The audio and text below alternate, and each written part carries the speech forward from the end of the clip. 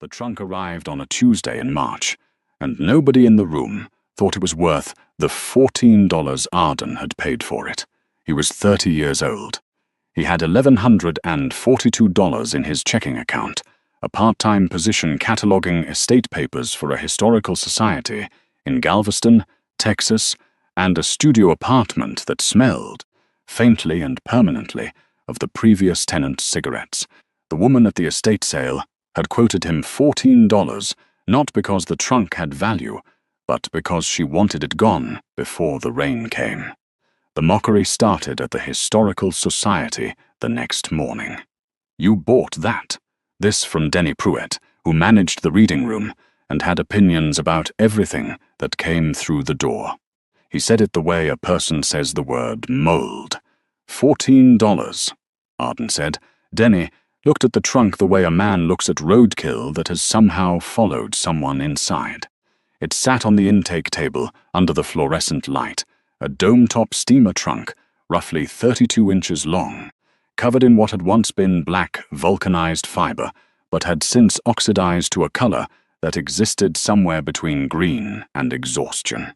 The brass hardware had gone the color of a winter sky. A paper label on the lid, not a sticker, read Harriman and Morse Transfer, Galveston, with a date Arden had already read 4 times. September 1939. "It smells," Denny said. "Old paper smells. That's not paper. That's 80 years of somebody's bad decisions." The society's director, Patricia Holst, walked through on her way to a donor meeting and stopped. "You're spending $9 an hour time on $14 worth of personal property. I'm taking my lunch break early," Arden said. Holst left. Arden stood alone with the trunk and the smell of old paper and something else, something mineral and faintly mechanical, like the inside of a clock that had not been opened since before he was born. He pulled on his cotton examination gloves. He was not looking at the lock first. He was looking at the exterior labels. There were 3 of them, layered, oldest beneath the others, and the bottom edge of the deepest one had lifted slightly near the left hinge. Through that gap, if you angled the light correctly, you could see the corner of something printed on the concealed label's reverse side. Numbers, not a serial number, not a shipping weight. A column of numbers, formatted like a ledger, pressed into the underside of a label that someone had deliberately covered with 2 subsequent labels and then lacquered over. Arden picked up his loop. Then he looked at the lock. It was a 4-tumbler brass mechanism, recessed into a stamped housing, and someone had replaced the original key plate. The screw holes didn't align with the original impressions in the fiber. Someone had rekeyed this trunk deliberately, not repaired. Rekeyed, a trunk made to look worthless, a lock changed after the fact, a label hidden under 2 others. He did not say any of this aloud. 3 weeks before the trunk appeared in his life, Arden had driven 4 hours to Beaumont for the reading of his great-uncle Clement Farrow's will. He had not known Clement well. The man had been 89, a retired postal clerk, living in a house that smelled of Bengay and back issues of National Geographic. Arden's family had visited perhaps 6 times in his entire childhood. Clement had seemed more interested in Arden than in any of the others. He had once sat with 8-year-old Arden for 2 hours, discussing how postmarks could be used to date correspondence. But Arden had assumed this was the preference of old men for quiet children. The will reading took place in the offices of Garrett Lyle, an attorney who wore a Patek Philippe watch and had the particular stillness of a man accustomed to other people's grief being profitable. Lyle's cufflinks were monogrammed. His suit was charcoal cashmere, the contrast with Arden's department to minimize the other airs. Arden's cousin Brent, 40. Cousin Brent, 44, who ran 3 car washes and attended every family gathering wearing expressions of mild contempt, and Brent's mother, Sheila, Clement's niece by marriage, who had coordinated Clement's final 2 years of care and expected compensation. Clement's estate totaled $217,000. Brent received the house, appraised at $161,000, and the savings accounts totaling $44,800. Sheila received the pension residuals. $11,200. Arden received a trunk. The will's language was precise.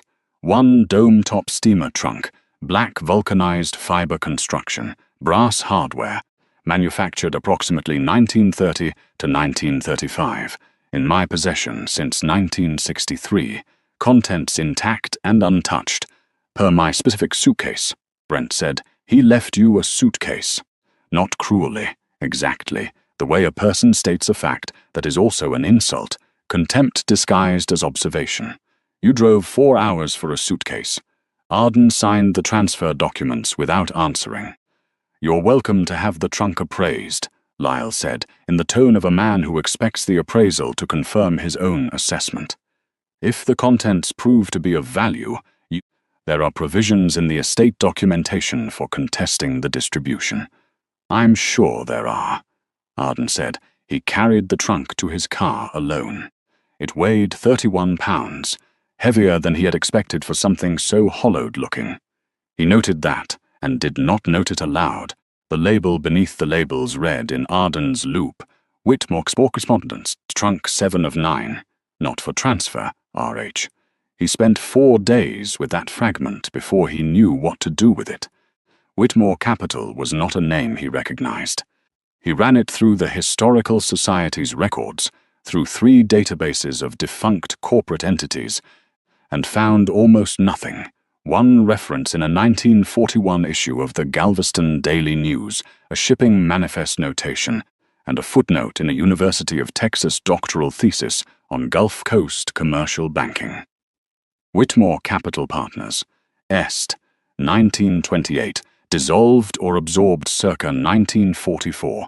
Principals unknown, no surviving corporate filings located, dissolved or absorbed. Those were different things. One was an ending. The other was a disappearance. The trunk had been in Clement Farrow's possession since 1963. It bore a transfer label from a Galveston shipping company dated September 1939. Someone had re-keyed the lock after manufacture. Someone had covered the original label with 2 subsequent ones, then lacquered the surface so that casual inspection found nothing worth investigating. Trunk 7 of 9. That meant 8 others had existed. Where they were was a question he set aside, for now. He took a Thursday off, drove to the Galveston County Clerk's Records Division, and asked for corporate filings from 1925 through 1950. The clerk, a woman named Adeze, who had seen stranger requests and was professionally unimpressed by all of them, brought him 3 archival boxes. The smell in that room was alkaline paper and cold air, and the specific dryness of documents untouched since the Carter administration. The temperature was 62 degrees. He found Whitmore Capital Partners in the second box, the Articles of Incorporation, filed 1928, a man named Raymond H. Whitmore, a man Douglas, a man named Douglas Farrow, and a third whose signature was legible, but whose printed name had been deliberately obscured, not faded, not damaged, but covered with a second sheet of paper clipped so precisely that Arden could still see the clip marks in the fiber.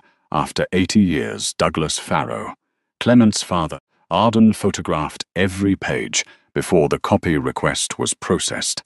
Sometimes he had learned that documents in county offices sometimes developed a tendency to disappear between the request and the fulfillment. He drove back to Galveston with the re-keyed lock working in the back of his mind. He stopped at a hardware store and bought impression wax and a caliper. That evening, he took the trunk's lock, housing apart with a flathead screwdriver.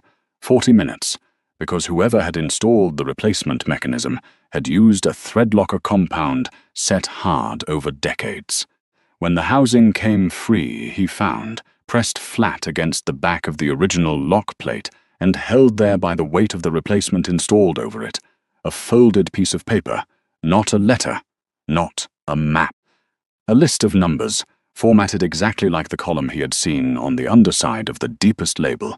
Someone had hidden an index inside a lock that was itself hidden inside a replacement lock. Each layer of concealment had been designed to reward only the person patient enough to dismantle the previous one. The numbers were a catalogue. It took Arden 6 days to understand this. He had no formal training in trust administration, but he had spent 18 months handling estate papers, and the formatting nagged at him, not like a financial record, but like an inventory system. The kind used before standardized filing codes existed, when each trust's internal logic lived only in the mind of its administrator. He tested the theory by treating each number as a document reference and opening the trunk properly for the first time. Cotton gloves, examination light camera, the smell was cedar and something older, the mistiness of organic binders breaking down over decades.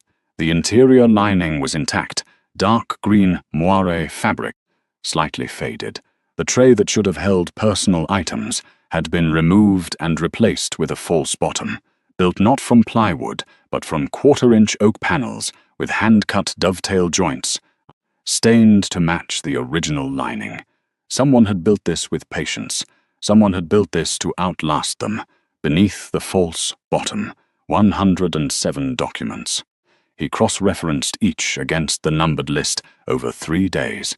Every document was present. Together they constituted the complete internal records of Whitmore Capital Partners from 1928 through 1943. Ledgers, correspondence, the original partnership certificates, and a series of instruments he did not immediately recognize. He photographed everything, then drove to see Gerald Obie, a retired securities attorney who now consulted for the Historical Society on estate documents.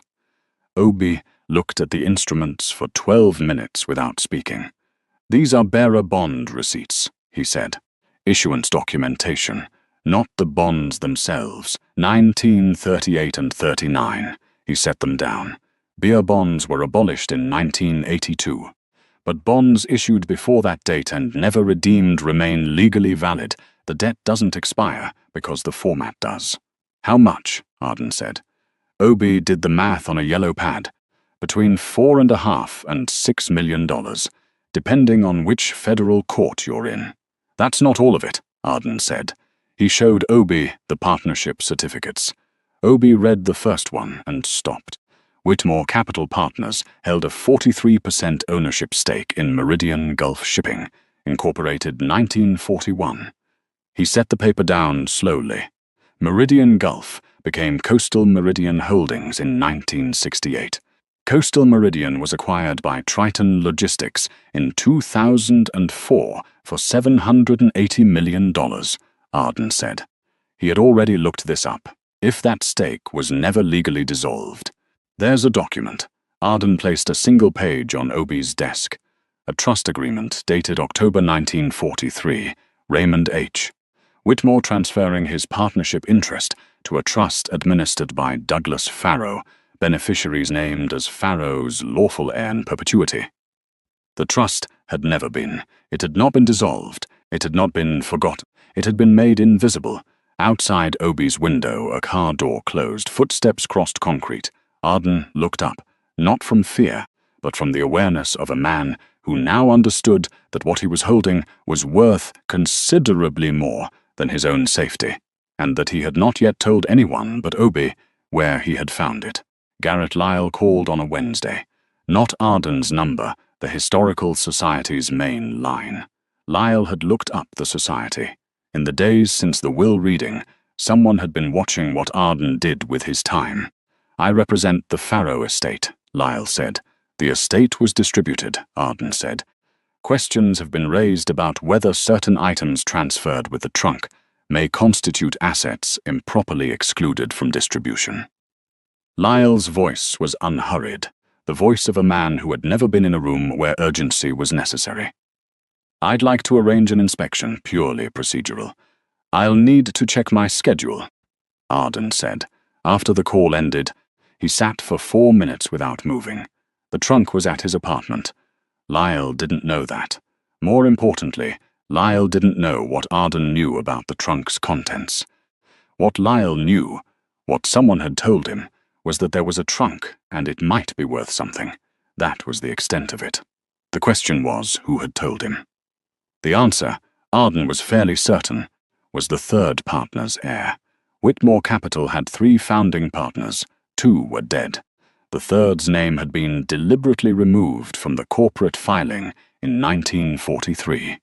The same year, the trust was established. The only person with an interest in keeping that name invisible in the present was someone whose family stood to benefit from the partnership assets remaining unclaimed. Arden had not yet found that name. He needed 3 more days in the correspondence files. He had, however, already done the one thing that mattered most.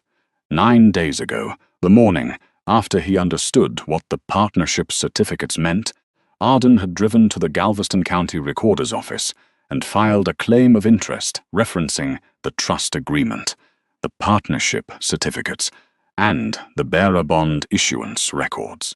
The filing was public record. The originals were in a fireproof sleeve in Gerald Obie's office. He called. Lyle contacted me, Arden said. They want an inspection. Give it to them, Obie said. Finish the correspondence cross-reference first. Find the name. I'm not going to say anything to Lyle, Arden said. I'm going to let him say things to me. The inspection was scheduled for a Tuesday at 2 in the afternoon. Lyle arrived with a woman named Sandra Crew, introduced as an estate document specialist, who carried a soft leather bag and a manner that suggested she had been in many rooms where things were about to go badly for someone. She began photographing the documents before Arden said a word. This is an informal inspection, Arden said. Of course, Lyle said. He looked at the documents the way Brent Farrow had looked at the trunk, assessing something for disposal. I'll need to tell you, as a courtesy, that the estate's other beneficiaries have retained counsel to contest the distribution. Their position is that certain financial instruments here constitute estate assets not properly valued at distribution, and that the will's reference to contents intact does not constitute legal transfer of instruments the beneficiaries were unaware of. The will specified the trunk and its contents, Arden said. There are no conditions on that transfer. Courts have discretion in matters of undisclosed assets. Lyle picked up one of the partnership certificates. We've also been in contact with Triton Logistics' legal team. They have significant interest in how any ownership claims are adjudicated. He set it down. And there is the question of the trust agreement. It names Douglas Farrow as administrator. Farrow died in 1961 without a successor. Under Texas statute, a trust without a valid administrator is dormant and subject to escheatment. It was the argument Lyle had come to make. Arden had expected it for 4 days. The trust names Douglas Farrow as administrator, Arden said. It also names, as successor, the oldest surviving male heir of Douglas Farrow's bloodline at the time of any future claim. I had that language verified by a professor of Texas trust law at UT Austin. The clause is valid and enforceable. Lyle was quiet for 2 seconds. That interpretation would require a court ruling. It would. Arden opened a folder on the table and placed a document in front of Lyle, which is why, 9 days ago, I filed a claim of interest with the Galveston County Recorder's Office, referencing the trust agreement, the partnership certificates, and the bearer bond records. The filing was accepted and entered into the public record on that date. He placed a second document beside it. The originals are held by Gerald Obie in his capacity as legal consultant to the Galveston County Historical Society.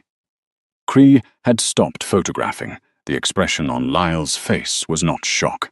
It was recalculation, the look of a man who has entered a room with one set of variables and found that several have already been removed. You did this before we contacted you, Lyle said. The morning after I understood what the documents meant, the third partner. Lyle's voice had changed, but the unhurriedness was gone. You identified the third partner, Raymond Whitmore, Arden said, and a man named Conrad Sheely, whose name was removed from the original corporate filing in 1943, the same year the trust was established, and who was the principal beneficiary, and Whitmore died in when Whitmore died in 1951. He placed a third document on the table. Conrad Sheely's grandson is currently a senior partner at a commercial litigation firm in Houston.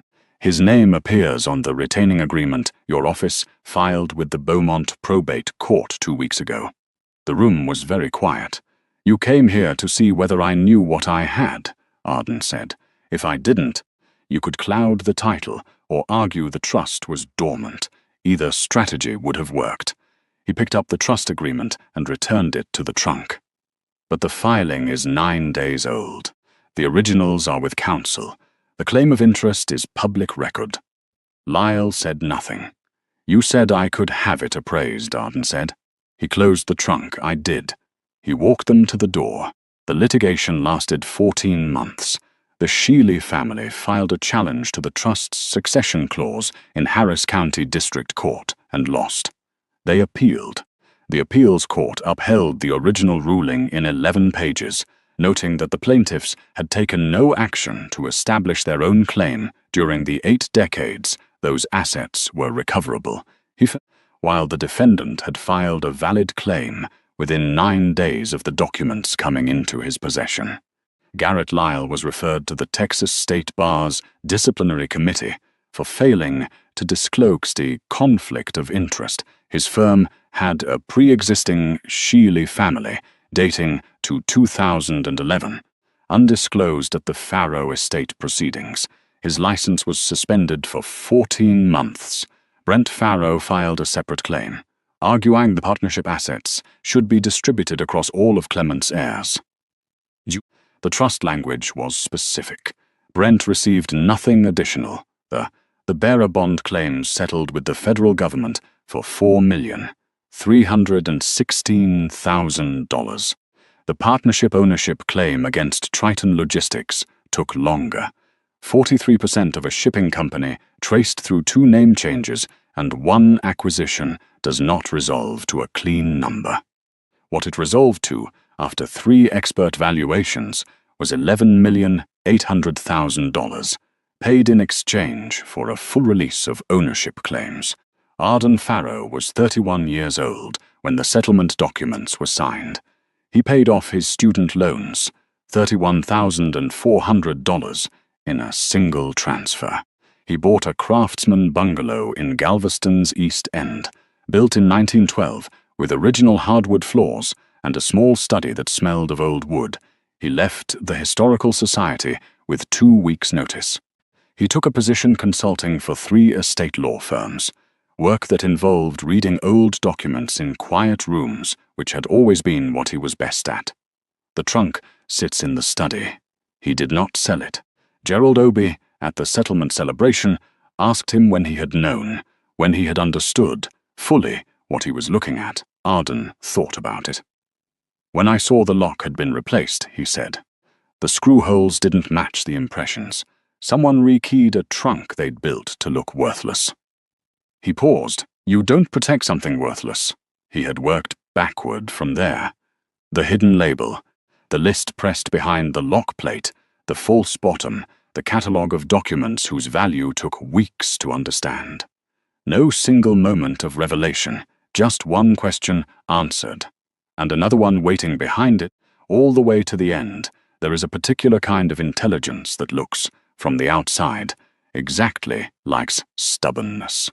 The kind that refuses to let go of a $14 trunk because the lock doesn't add up. The kind that files documents before anyone else knows there are documents worth filing. The kind that sits in a county records room until it finds the one footnote that changes everything. It does not look like intelligence from outside. It looks like a man who paid too much for a piece of old luggage. That is, of course, precisely the point.